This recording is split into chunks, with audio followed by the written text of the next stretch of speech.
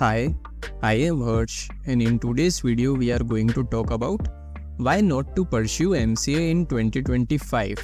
So this video is for those students who are pursuing right now a bachelor's and they are thinking about doing MCA. So इस video में हम सबसे पहले एक तो discuss करेंगे कि what is the scope of MCA, मतलब आप एक बार MCA पास आउट कर जाते हो उसके बाद आपके पास क्या क्या करियर ऑप्शंस हैं। इसके बाद हम लोग डिस्कस करेंगे कि जो कॉलेज में प्लेसमेंट रियलिटी है फॉर MCA ग्रेजुएट्स, मतलब जो बायसेस होते हैं against MCA graduates, and this is one of the reason that why you should not do MCA। तो ये भी हम डिस्कस करेंगे। उसके बाद हम डिस्कस करेंगे 3 सिनेरियो कि when should you pursue MCA। तो ये 3 डिफरेंट सिनेरियो है जो हम लोग डिस्कस करेंगे। And then the declining relevance of MCA। तो ये इसमें भी कुछ पॉइंट्स हैं that is also related to the placement biases that happen on campus. तो ये भी हम डिस्कस करेंगे और लास्ट में हम लोग डिस्कस करेंगे the motive of this video and what you should do MCA in 2025 or not. So let's start. So first of all we are going to discuss about the scope of MCA. So MCA graduates have traditionally enjoyed diverse career options in IT and corporate jobs. तो आप किसी भी MNC में भी काम कर सकते हैं। आप जो छोटे स्टार्टअप्स हैं या जो स्टार्टअप्स अभी शुरू है उनमें भी MCA ग्रेजुएट्स को हायर किया जाता है। देन आप गवर्नमेंट जॉब्स के लिए अप्लाई कर सकते हैं। आप जितने भी गवर्नमेंट सेक्टर की जॉब्स है उनमें MCA ग्रेजुएट्स अप्लाई कर सकते हैं और काम कर सकते हैं। देन आप टीचिंग में भी आगे बढ़ सकते हैं। अगर आपको as a college professor work करना है या फिर आप स्कूल्स में पढ़ाना चाहते हैं या फिर आप खुद का एक ट्रेनिंग इंस्टीट्यूशन या कोचिंग चालू करना चाहते हैं तो वो भी आप कर सकते हैं। और इसमें एक और चीज़ आती है, जो कॉलेजेस के जो वेबसाइट होते हैं, जो पोर्टल्स होते हैं, जो स्टूडेंट पोर्टल होते हैं, तो उनके लिए कॉलेज की अलग टेक्निकल टीम होती है, तो उसमें भी MCA graduates as a career अपना वो देख सकते हैं। देन बैंकिंग सेक्टर में आप पब्लिक सेक्टर बैंक्स और प्राइवेट सेक्टर दोनों में काम कर सकते हैं। And you can also go for further studies, मतलब आप PhD कर सकते हैं। आप MCA के बाद MBA भी कर सकते हैं और MTech भी कर सकते हैं। Then you can also go to a foreign country for further education. So there is a diverse career options if you complete MCA.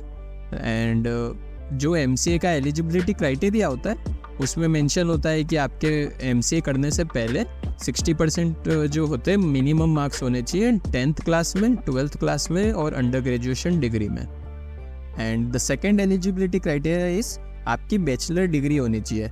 अब वो डिग्री टेक्निकल और नॉन टेक्निकल दोनों में से कोई भी हो सकती है, बट कुछ कॉलेजेस जो होते हैं वो बोलते हैं कि हम खाली टेक्निकल डिग्री वालों को लेते हैं, मतलब जिसने BCA कर रखा है या फिर BSc IT कर रखी है।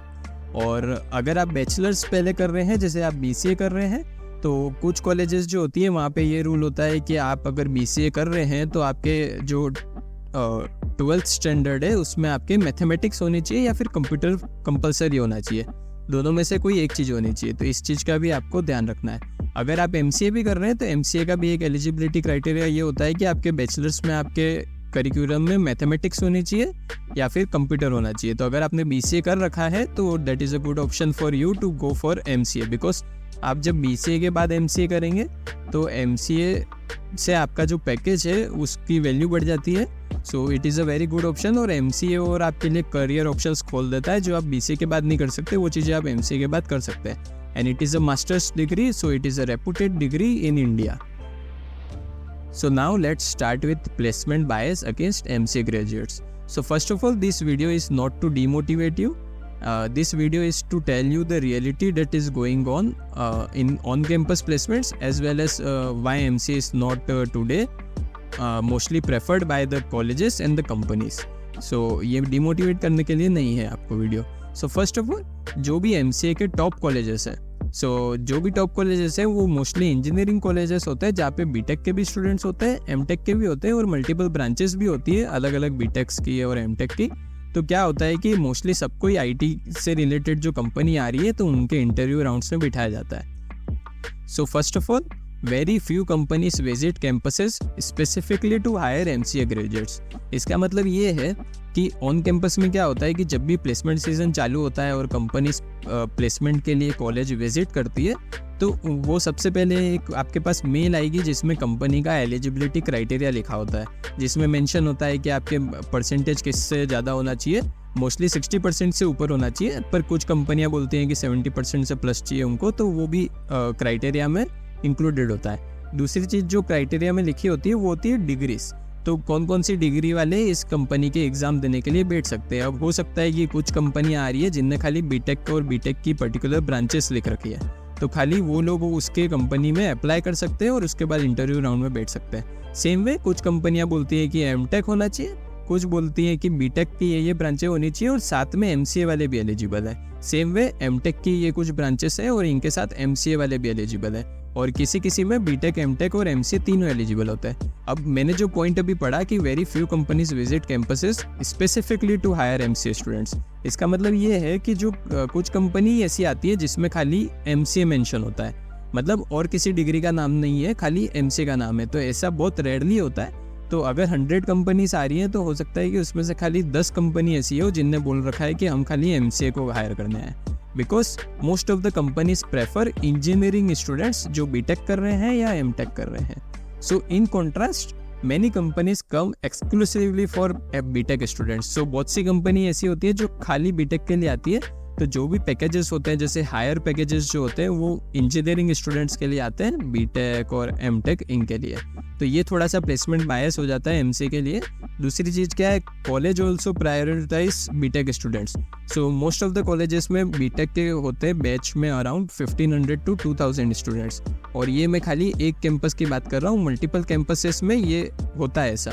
और एमसीए में कंपेयर टू बीटेक खाली 150 से 200 स्टूडेंट्स होते हैं, ज़्यादा से ज़्यादा हो सकता है कि एमसीए में 300 स्टूडेंट्स हैं। तो आप देख सकते हो कि कितना बड़ा डिफरेंस है। तो कॉलेज भी किसको पहले प्रेफर करता है, जिसमें ज़्यादा स्टूडेंट्स हैं। तो कॉलेज भी प्रेफर करता है कि हम पहले जो ज़्यादा स्टूडेंट्स हैं इनकी प्लेसमेंट कराएं, क्योंकि उनको भी अपने कॉलेज का नाम जो है वो अच्छा करना है, मतलब कि इस कॉलेज से इतने बच्चे प्लेस हुए, तो वो पहले जो ज़्यादा क्वांटिटी में स्टूडेंट्स हैं इनके ऊपर ध्यान देते हैं कि हम इनको पहले प्लेस कराएं। तो कंपनी और कॉलेज दोनों क्या करते हैं, बीटेक के स्टूडेंट्स को प्रेफर करते हैं, और इस तरह क्या होता है कि एमसीए थोड़ा साइडलाइन हो जाता है। दूसरा एक शॉर्ट लिस्टिंग बायस होता है। इसका मतलब क्या है मैं आपको समझाता हूँ। So even in top institutes companies with eligibility for both BTech and MCA often only shortlist BTech students, leading to lower placement rates for MCA graduates. इसका मतलब ये है कि कोई कंपनी आई और उसने बोला कि हमारी कंपनी में कौन कौन अप्लाई कर सकता है, बीटेक वाले भी कर सकते हैं और एमसीए वाले भी कर सकते हैं। अब उसके बाद जो शॉर्टलिस्ट आती है उसमें ऐसा होता है कि उन्होंने खाली बीटेक वालों को शॉर्टलिस्ट किया और एमसीए वालों को नहीं किया। ऐसा मेरे साथ भी हुआ है, बहुत सी कंपनीज में ऐसा हुआ है कि जिसमें एमसीए को पहले एलिजिबल बताया उनने और बाद में उनने शॉर्टलिस्ट ही नहीं किया। तो इसकी वजह से क्या होता है कि एमसीए वाले इंटरव्यू राउंड में ही नहीं बैठ पाते, जबकि आपने प्रिपरेशन अच्छे से करी होती है, आपको पता है कि आपकी स्किल्स कैसी है, आप कोडिंग में अच्छे हैं, पर एंड में जाके आपको पता चलता है कि आपको बहुत सी कंपनीज के इंटरव्यू राउंड्स में ही बैठना नहीं मिल रहा क्योंकि आप शॉर्टलिस्ट नहीं हो पा रहे। सो दिस इज़ अनदर रियलिटी। अगर ये वीडियो कोई एमसीए का स्टूडेंट्स देख रहा है या फिर कोई एमसीए ग्रेजुएट देख रहा है तो वो कमेंट में दूसरे स्टूडेंट्स को बता सकता है जो अभी एमसीए करना चाहते हैं, तो वो भी शेयर कर सकते हैं कमेंट में कि क्या रियलिटी है आपके कॉलेज की, कि आपके कॉलेज में कैसे आपने मतलब अच्छा प्लेसमेंट था या फिर आपने भी ये बायसेस देखे जो एमसीए के साथ होते हैं और एमसीए को नेगलेक्ट किया जाता है, साइडलाइन किया जाता है। तो ये चीज़ें आप कमेंट में बता सकते हैं। So this is another reason. Now next topic is when should you pursue MCA. So आपको एमसीए कब करना चाहिए। तो हमने स्कोप ऑलरेडी देख लिया कि एमसीए के बाद करियर ऑप्शंस तो बहुत सारे हैं, बट ऑन कैंपस प्लेसमेंट में थोड़े बायसेस होते हैं एमसीए के खिलाफ। बट प्लेसमेंट होती है, ऐसा नहीं है कि प्लेसमेंट नहीं होती है। और भले ही आपको अगर ऑन कैंपस आप अपनी प्लेसमेंट नहीं लगा पाए, आप किसी कंपनी में सिलेक्ट नहीं हुए, तो आप ऑफ कैंपस अप्लाई कर सकते हैं। ऑफ कैंपस में जो भी IT related, computer science related fields है, आप हर कंपनी में एलिजिबल होते हैं एमसीए वाले और आप अप्लाई कर सकते हैं। ऑफ कैंपस क्या होता है कि थोड़ा सा हार्ड होता है प्लेसमेंट लेना, सिलेक्ट होना किसी कंपनी में। ऑन कैंपस वो चीज़ ईजी होती है क्योंकि कंपनी और कॉलेज का भी एक टाई अप होता है। तो आप रेपुटेड कॉलेज से जब पास आउट हो रहे हैं तो आपको थोड़े से बेनिफिट मिल जाते हैं ऑन कैंपस में। जैसे हो सकता है कि ऑन कैंपस जो कंपनी खाली 2 या 3 राउंड कंडक्ट कर रही है वो ऑफ कैंपस थोड़े ज़्यादा राउंड कंडक्ट कर रही है, या फिर ऑफ कैंपस वो थोड़ा हार्ड सिलेक्शन होता है उनका, तो ऐसा हो सकता है। But MCA also preferred by companies for off-campus placements. On campus में थोड़ा वो कंपनी भी ये कर देती है कि उनको इंजीनियरिंग स्टूडेंट्स चाहिए तो वो MCA को साइडलाइन कर देता है। So this is another thing. Then MCA student जो होता है वो नॉन टेक में भी काम कर सकता है। बहुत सी कंपनीज प्रेफर करती है MCA स्टूडेंट्स को नॉन टेक रोल के लिए भी, बट अगर आप टेक रोल में जाना चाहते हैं then MCA is a good option. Now हम सीनेरियोस डिस्कस करते हैं कि आपको MCA कब करनी चाहिए। तो फर्स्ट सीनेरियो क्या है, इफ़ यू आर BCA और BSc IT ग्रेजुएट और from a non technical background, और आप क्या चाहते हो कि आपको कंप्यूटर साइंस फील्ड में ही आगे जाना है, तो उसके लिए आपके पास बेस्ट ऑप्शन MCA होता है, बिकॉज आपने BCA करी है और BSc IT करी है। तो आप MTech भी कर सकते हैं इसके बाद। कुछ कॉलेजेस अलाउ करती हैं कि आप BCA कर रखा है तो आप MTech कर सकते हैं, तो ये आपको थोड़ा इंटरनेट पे सर्च करना पड़ेगा। But MCA is also good option, because अगर आप BCA के बाद MCA कर रहे हैं तो आपका प्लेसमेंट जो होता है वो बढ़ जाता है। जो मान लो आपको BCA के बाद स्टार्टिंग सैलरी 20,000 मिल रही है पर मंथ, तो हो सकता है MCA के बाद आपको वही 40,000 या 50,000 या उससे ज़्यादा मिल रही है। तो ये थोड़ा फ़र्क होता है। सेकंड सीनेरियो, अगर आप NIT से कर रहे हैं, कोई टॉप कॉलेज से MCA कर रहे हैं, तो हो सकता है कि आपका प्लेसमेंट बहुत अच्छा हो जाए। जो आपको BCA के बाद जो नहीं मिल रहा वो आपको MCA के बाद और अच्छा मिल रहा है। So the second scenario is if you are from a commerce और arts background and unable to pursue BTech।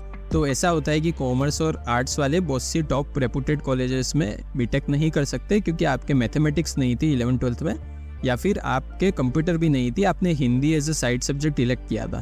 तो आप क्या कर सकते हो, BCA कर सकते हो, उसके बाद MCA कर सकते हो। बट MCA में भी कुछ क्राइटेरियाज होते हैं। फॉर एग्जांपल आपके मैथमेटिक्स होनी चाहिए, या तो +2 में होनी चाहिए या फिर आपके बैचलर्स डिग्री में होनी चाहिए। तो आपको ये जो सीनेरियो है, इस हिसाब से अगर मान लो आप नॉन टेक बैकग्राउंड से होके अगर MCA करना चाहते हो, अगर आप कंप्यूटर फील्ड में जाना चाहते हो, तो MCA is a good option. या फिर आपने BCA कर ली है तो आप BCA के बाद फिर MCA कर सकते हो। But for non tech backgrounds MCA is a good option, because आप MTech नहीं कर सकते, तो BTech तो नहीं कर सकते क्योंकि आपने आर्ट्स ले ली या फिर आपने कॉमर्स ले ली, तो आप फिर MCA को परस्यू कर सकते हैं। Now scenario 3, so if you are already an MCA student, तो आपने MCA में एडमिशन ले लिया और आप अभी या तो फर्स्ट ईयर में हो या फिर सेकेंड ईयर में एंटर करने वाले हो या सेकेंड ईयर में हो, क्योंकि अब MCA तो खाली 2 ईयर प्रोग्राम हो गया है, तो आप second year is your final year. So you have to focus on self study beyond your core subjects. इसका मतलब ये है कि आपको जो भी MCA में पढ़ाया जा रहा है, तो कॉलेज की एक रियलिटी ये है कि जो कंपनी चाहती है और जो कॉलेज पढ़ा रही है उसमें बहुत बड़ा डिफरेंस है। ये खाली MCA के सब्जेक्ट से रिलेटेड नहीं है या MCA के करिकुलम से रिलेटेड नहीं है, ये हर डिग्री में हो रहा है। BTech का भी जो पास आउट है वो उसको जो नॉलेज है और जो कंपनी चाहती है उसमें बहुत बड़ा डिफरेंस है। बिकॉज कॉलेजेस क्या है कि आपको फ्रेमवर्क्स नहीं पढ़ा रही, अगर फ्रेमवर्क्स पढ़ा भी रही है तो आपको एक बेसिक पढ़ाया दिया जाता है, उसका थ्योरी पढ़ा दी जाती है, या फिर थोड़ा बहुत प्रैक्टिकल बेसिक एकदम पढ़ाते हैं, जो कि इंडस्ट्री से रिलेटेड रिलेवेंट नहीं होता। और कंपनी को उसके बाद क्या होता है कि आपको सिलेक्ट करने के बाद कंपनी को पैसा लगा के आपको ट्रेन करना पड़ता है ऑन अ पर्टिकुलर डोमेन। तो आप क्या कर सकते हैं, खुद से सेल्फ स्टडी करके कोई ऑनलाइन कोर्स लेके या यूट्यूब से फ्री लेक्चर सुन के आप क्या कर सकते हैं, अपने आप को मास्टर कर सकते हैं किसी एक पर्टिकुलर फ्रेमवर्क में। तो आप जिस भी डोमेन में जाना चाहते हैं, फॉर एग्जांपल आप फ्रंट एंड में जाना चाहते हैं, तो आप क्या करें, फ्रंट एंड फ्रेमवर्क सीख लें। जैसे HTML CSS जावास्क्रिप्ट तो बेसिक होता है, उसके बाद आपको अब अपस्किल करने की ज़रूरत है, आप फ्रंट एंड फ्रेमवर्क सीखें। फॉर एग्जांपल रिएक्ट, एंगुलर और जितने भी फ्रंट एंड फ्रेमवर्क होते हैं, तो जो जिसमें भी आप कंफर्टेबल हैं, जिसके कंसेप्ट्स आपको इजीली समझ में आ रहे हैं, वो फ्रेमवर्क आप सीखें। अगर आप बैकएंड में जाना चाहते हैं, अगर आप पाइथन डेवलपर हैं, तो आपके पास बहुत सारे ऑप्शंस है, जेंगो है, फ्लैस्क है, और there are many other frameworks. Then you have, अगर आप जावा अच्छे से आती है आपको, तो आप स्प्रिंग बूट में आगे जा सकते हैं। आपको मोबाइल एप्लीकेशन डेवलपमेंट में इंटरेस्ट है तो आप एंड्रॉयड स्टूडियो सीख सकते हैं, और आप दूसरे फ्रेमवर्क भी सीख सकते हैं अगर आप कोई दूसरी फील्ड में जाना चाहते हैं। For example data analyst, AI/ML और जितनी भी दूसरी फील्ड्स होती है, तो this are all the frameworks, और कोई एक फ्रेमवर्क आपको अच्छे से आना चाहिए। Then the second is very important, this is version control tool, that is git. Git जो है वो almost every company use out there, 80% companies git को यूज़ करती है to control the version of their product. तो आपको Git अच्छे से आना चाहिए, आपका गिटहब अकाउंट अच्छे से मेंटेन होना चाहिए। आप जो भी कॉलेज प्रोजेक्ट पे काम कर रहे हैं, तो आप क्या करें कि अपनी लोकल सिस्टम पे तो आप उसको कर ही रहे, उसको अब आप क्या करना है, आपको पुश कर देना है आपके गिटहब अकाउंट पे, और कंटिन्यूस जो आप जो भी अपडेट कर रहे हैं, तो वो अपडेट आपको पुश करते रहना है। तो इससे क्या होगा कि आपका गिटहब अकाउंट तो वहाँ पे कंसिस्टेंसी मेंटेन होगी ही होगी, और आपका एक तरह से अगर रिक्रूटर गिटहब अकाउंट चेक करता है तो उसको आपकी कंसिस्टेंसी दिख जाएगी। और आपका प्रोजेक्ट भी वो चेकआउट कर सकता है आपके गिटहब अकाउंट के थ्रू। तो ये आपको बहुत बेनिफिट देगा। दूसरा, आपको गिट की सारी कमांड्स अच्छे से आनी चाहिए कि how to initialize the project and you can push and pull request, और जो भी बेसिक जो गिट कमांड्स होती है। हम इस पे एक कोर्स भी लाने वाले हैं, तो आप चैनल को सब्सक्राइब कर सकते हैं, जिसमें मैं आपको ईजिली पूरा गिट समझाऊंगा और गिटहब समझाऊंगा। Now the next thing is explore industry relevant technologies. तो आजकल जो भी ट्रेंड में चल रहा है, जैसे क्लाउड है या डेवऑप्स है या फिर एपीआई डेवलपमेंट है, most of the companies are using third party API integrations. तो जिस पे भी आपका इंटरेस्ट है, जैसे एपीआईस में आपका इंटरेस्ट है, तो आपको सारे CRUD ऑपरेशंस जो होते हैं वो परफॉर्म करने आने चाहिए। आपको पता होना चाहिए जो मेथड्स होते हैं, जैसे HTTP methods, get, post, port, patch, delete, तो ये सब का आपको कोड करना आना चाहिए।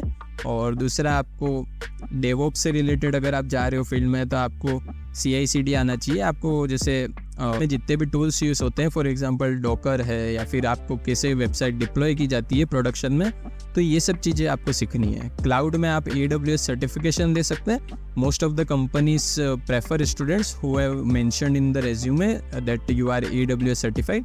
तो आप क्लाउड में आगे जाना चाहते हैं, या फिर आप बैकएंड डेवलपर हैं, या फिर डेवऑप्स में भी हैं, तो cloud is a good thing to learn. तो ये चीज़ आपको ध्यान रखनी है। You should stand out from the crowd. मतलब आपके जो भी जितने भी स्टूडेंट्स हैं, आजकल बेसिक तो सबको आता है, एक programming language, DSA, object oriented programming, database, ये सारी चीज़ें आजकल सबको आती है। आपको अब इनसे ऊपर उठना है। तो आपको क्या करना है, इन 3 चीज़ों में से आपको एक तो गिट तो कंपलसरी सीखना ही है। आप एक फ्रेमवर्क अच्छे से कर लें और कुछ सर्टिफिकेट इकट्ठा कर लें जो आप रेज्यूमे में मेंशन कर पाएँ। So these are the 3 scenarios. Now we are going to talk about the declining relevance of MCA. So क्या हो रहा है कि हमने ऑलरेडी डिस्कस किया वो प्लेसमेंट बायस वाली स्लाइड पे। इस वाली स्लाइड में हमने डिस्कस किया था कि top companies prefer hiring BTech और MTech students over MCA, leading to a declining demand for MCA graduates. So MCA क्या हो रहा है कि हायर नहीं हो पा रहे, और कॉलेज की वजह उसमें रेपुटेशन जो है वो ख़राब हो रही है। तो बहुत सी जो कॉलेजेस हैं, जो टॉप कॉलेजेस हैं, वो भी MCA को डिसकंटिन्यू कर रही है। तो हमने देखा कि NIT दुर्गापुर ने क्या किया था कि MCA प्रोग्राम को ड्रॉप आउट कर दिया था 2019 में। ऐसे ही NIT कैलिकट ने भी MCA प्रोग्राम डिसकंटिन्यू किया था 2022 में। और अभी एक न्यूज़ आ रही है, हमने प्रोटेस्ट देखे लिंक्डइन पे, ट्विटर पे by the students of NIT that NIT Surathkal is also expected to discontinue MCA program in 2025। और स्टूडेंट्स ने ट्रेंड किया था सेव MCA, और ऐसे बहुत सारे अलग अलग ट्रेंड चले थे। सो क्या हो रहा है कि जो टॉप MCA इंस्टीट्यूट्स हैं उनमें NIT का नाम सबसे ऊपर आता है, और खाली only 10 NITs conduct MCA and 1 IIIT conducts MCA। और उसके लिए भी NIMSET जो होता है वो एंट्रेंस, कॉमन एंट्रेंस एग्जाम होता है all over India to get admitted in one of the top NITs, और बेस्ड ऑन योर रैंक आपको NIT मिलती है। अब अगर NIT सूरतकल भी डिसकंटिन्यू करता है तो अब खाली 9 NITs बचेंगी, जिसकी वजह से क्या होगा कि एक तो स्टूडेंट्स का कंपटीशन बढ़ जाएगा, सीटें कम हो जाएंगी, तो कंपटीशन और बढ़ेगा। इंडस्ट्री का इंटरेस्ट कम हो रहा है, जिसकी वजह से टॉप जो इंस्टीट्यूट्स हैं वो ड्रॉप आउट कर रहे हैं MCA कोर्स को। तो मार्केट में एक तो कंपटीशन बढ़ गया, और दूसरा क्या हो रहा है कि MCA के स्टूडेंट्स को प्रेफर नहीं किया जा रहा ऑन कैंपस प्लेसमेंट्स में। So this is another reality. So now we are going to talk about conclusion. So considering other options. So before committing to MCA, you can also explore other courses like MTech or online certifications or other courses specialized in the tech courses. For example, अगर कोई particular domain में आप कोई course कर रहे हो online, तो वो भी आप कर सकते हो। और मास्टर डिग्री जो होती है वो एक तरह से उसकी रेपुटेशन अलग होती है मार्केट में, तो आप MTech भी कर सकते हो। बहुत सी रेपुटेड कॉलेजेस हैं जो आपको BCA या BSc IT के बाद भी MTech करने देती है, तो आप वो ऑप्शन दे सकते हो। MCA is also good option. ऐसा नहीं है कि कम्प्लीटली प्लेसमेंट नहीं होती है, बट बायसनेस जो होती है ऑन कैंपस वो बहुत ज़्यादा होती है। और दूसरा, जब टॉप इंस्टीट्यूट्स जो हैं वो MCA प्रोग्राम को ड्रॉप आउट कर रहे हैं, तो ये थोड़ा सा कंसर्निंग है। और दूसरा, आपको शो करता है ये कि मार्केट में थोड़ा इंटरेस्ट कम है MCA ग्रेजुएट्स के लिए। बाकी ऑफ कैंपस अपॉर्चुनिटीज़ में आज की तारीख में भी आपको बहुत से स्टार्टअप्स और MNCs दिखेंगी जो MCA ग्रेजुएट्स को हायर करती है। And despite some of the challenges MCA graduates face, the program can still be a valuable stepping stone for the right candidate. So how to become a right candidate? You must upskill yourself. And ultimately, if you are committed to continuous learning and willing to go beyond the syllabus, an MCA can still open doors to rewarding career opportunities in the tech field. अगर आप skilled हो तो आपको जो top companies है वो hire करेंगी। This video is only to show you the declining relevance of MCA that is right now in the current market. Based on the current market, I have shown you this and the news that we are hearing about the NIT Surathkal. And another thing is the placement bias against MCA graduates. ये आप अपने college के senior से भी पूछ सकते हो, या फिर आप जब किसी कॉलेज में एडमिशन लेते टाइम डिसाइड कर रहे हो कि मेरे को इस कॉलेज से MCA करना है, तो आप उस कॉलेज के स्टूडेंट्स जो हैं MCA के, आप उनको पूछ सकते हो लिंक्डइन पे मैसेज करके कि how is the placement procedure for MCA graduates and is there any placement biases और not. So these two things you should keep in mind, and this is all about today's video. हम another video, एक और video बना रहे हैं जिसमें हम लोग डिस्कस करेंगे what companies want versus what colleges are teaching. So there is a huge gap between them. What colleges are teaching to the engineering and computer science graduates और कंपनी को क्या चाहिए, जिसकी वजह से क्या हो रहा है कि करंट मार्केट सिनेरियो में बहुत सारे जो स्टूडेंट्स हैं, जो फ्रेशर्स हैं, वो प्लेस नहीं हो पा रहे, वो अनएम्प्लॉयड हैं. तो ये हम उस वीडियो में डिस्कस करेंगे ऐसा क्यों हो रहा है. दूसरा जो है कि रिसेशन की वजह से जो जॉब मार्केट है वो बहुत बुरी तरह अफेक्टेड है. तो जो पहले मास हायरिंग में जो कंपनी पहले 1000 स्टूडेंट्स लेके जाती थी, वो आज की तारीख में खाली 400 ले जा रही है. सेम वे कोई MNC या स्टार्टअप, उनकी भी हायरिंग कैपेसिटी कम हो गई है. तो जो 100 स्टूडेंट्स ले जा रही थी, वो आज खाली 30 स्टूडेंट्स को ले जा रही है. तो ऑन कैंपस भी प्लेसमेंट अभी BTech हो या MCA हो या कोई और डिग्री हो, थोड़ा हार्ड है. बट अगर आप अपने आप को कंटिन्यूसली अप स्किल कर रहे हैं और अपनी लर्निंग को आप रोक नहीं रहे, आप कंटिन्यूस लर्न करते जा रहे हैं नई स्किल्स को जो इंडस्ट्री अभी डिमांड में है, तो आप श्योरली प्लेस हो जाएंगे. अगर ऑन कैंपस नहीं हो रहे तो ऑफ कैंपस हो जाएंगे. सो this is all about today's video. Thank you. और अगर आपको कोई और टॉपिक की वीडियो चाहिए तो आप मेरे को कमेंट सेक्शन में बता सकते हैं.